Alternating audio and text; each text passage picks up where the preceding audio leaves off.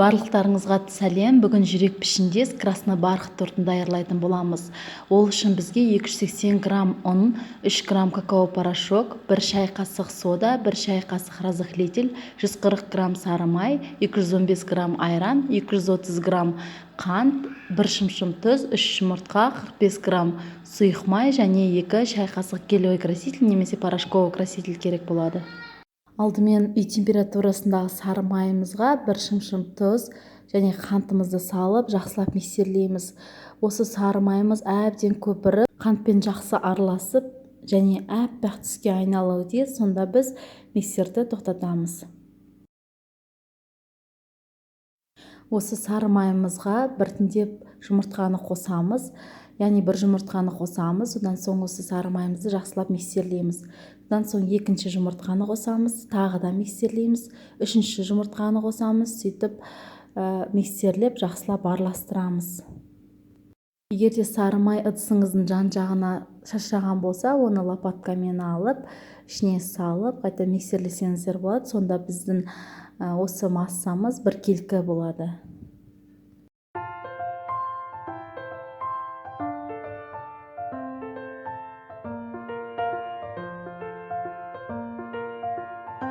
Келесі кезекте біз құрғақ заттарды араластырып аламыз. Оған яғни ұнымызға сода мен разрыхлитель және какао қосып жақсылап араластырып, оны елегіштен өткізе отырып, осы сұйықтығымызға қосамыз. Және ұнымыздың бір бөлшегін қосамыз, одан соң жақсылап миксерлейміз. Содан соң екінші бөлігін қосамыз. Содан соң қайтадан жақсылап миксерлейміз. Сөйтіп ұнымыз осы құрғақ заттарымыздың жартысын қосып алғаннан кейін біз осы сұйықтығымызға айран құямыз. Айранымызды құйып алған соң жақсылап тағы да миксерлейміз.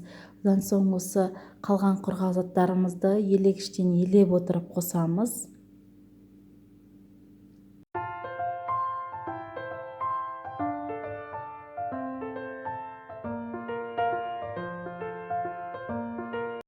Соңында сұйықтығымызға сұйық майды қосып, тағы да миксерлейміз.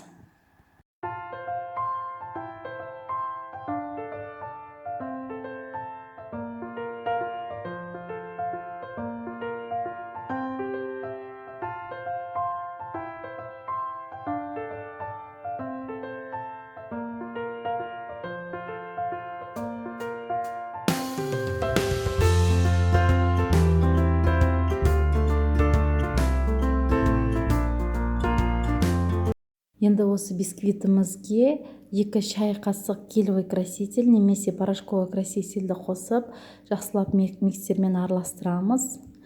Осы бисквитіміздің түсі әдемі қызыл түс болуы тиіс.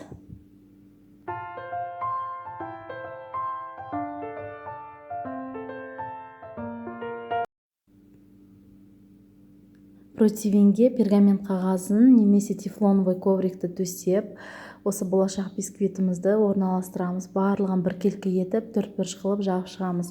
Осы красный бархат негізі бисквитіміздің осы құпиясы, осы тортымыздың негізгі құпиясы. Бұл біз ешқандай жүрекше форманы пайдаланбаймыз. Яғни өзімізде қолда бар осы противенімізге алдымен төртбұрышты етіп пісіріп аламыз. Бисквитіміздің бетін жақсылап тегістеп шығамыз. Содан соң 170 градуста қызып тұрған пеште 20-25 минут пісіреміз. Бұның дайын болғанын сіздер зубочисткамен немесе ағаш спашкамен тексерсеңіздер болады. Піскен бисквитіміздің үстіне сетка қойып, оны аударып, противенімізді алып тастаймыз. Содан соң осы тефлоновый коврик немесе пергамент қағазын алып тастаймыз да, осы сеткада біз бисквитімізді суытамыз.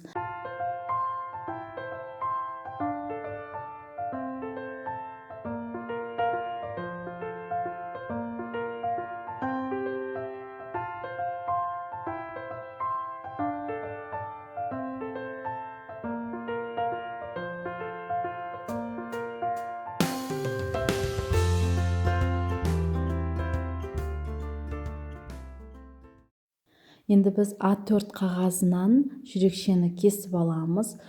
Осы төртбұрышты красный бархат бисквитімізге осы жүрекшенің төртеуі сыюы тиіс. Оны өткір пышақпен айналасын өлшеп жүрекше етіп кесіп аламыз бисквиттерімізді.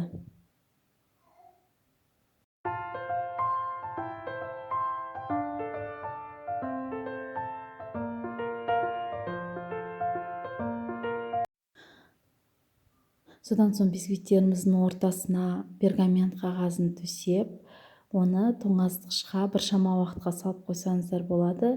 Егер түнде жасаған болсаңыздар, ертеңге дейін осы бисквитті тоңазытқышта сақтасаңыздар болады.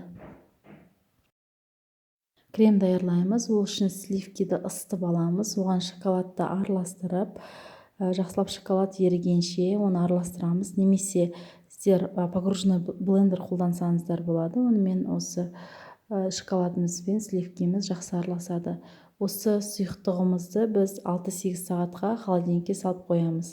6-8 сағаттан кейін осы қоймалжың сұйықтыққа айналады. Оны біз творожный сырымызды жақсылап блендермен араластырып аламыз. Ол жұмсарғаннан кейін біз осы сливки мен шоколад араласқан сұйықтығымызды осы творожный сырға қосамыз. Одан соң блендермен жақсылап әбден осы креміміз қатайғанға дейін жақсылап араластырамыз.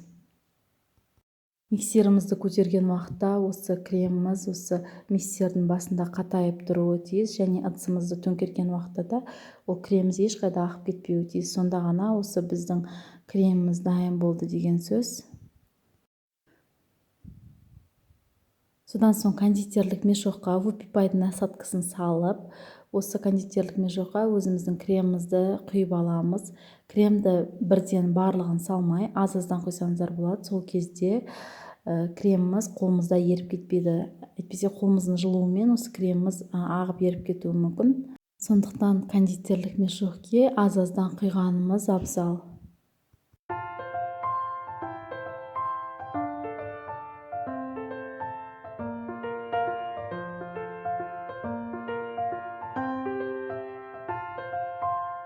Ең бірінші жүрекше тортымыздың айналасына кремімізді орналастырамыз.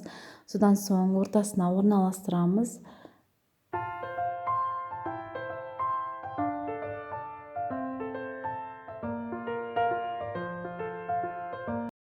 Облепихадан джемімізді кондитерлік мешокқа салып, оны кремі жағылмаған жерге осы кремімізді сығып жағып шығамыз. Кондитерлік мешокқа салып аламыз алдымен. Джемнің жасалу рецептісін мен бөлек видеода көрсететін боламын. Сіздер облепиханың орнына малина, клубника немесе басқа жидектерді қолдансаңыздар да болады.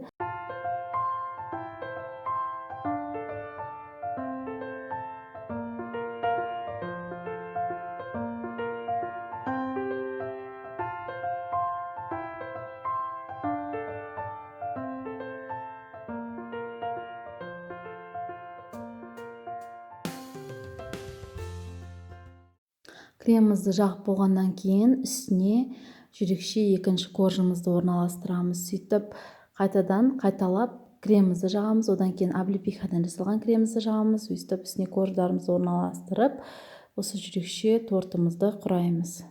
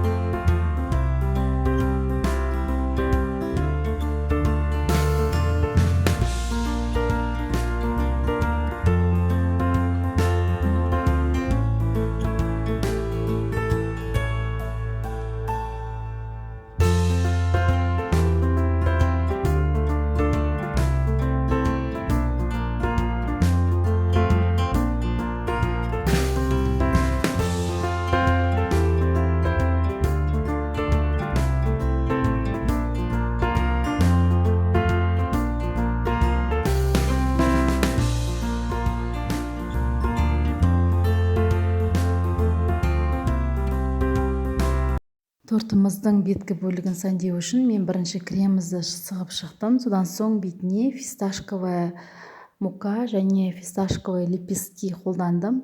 Ал сіздер өздеріңіз қалауыңыз бойынша әртүрлі жидектерді, жемістерді қолдансаңыздар болады. Мята жапырағын немесе әртүрлі гүлдермен де сәндесеңіздер болады. Немесе осы красный бархыттың өзінің корждарын бетіне үгітіп сеуіп шықсаңыздар да әдемі көрінеді. Жүрек пішіндес тортымыз дастарханның сәнін келтіреді. Осы ерекше пішіндес тортымызды дайындап, сіздер жақындарыңызды міндетті түрде қуантыңыздар.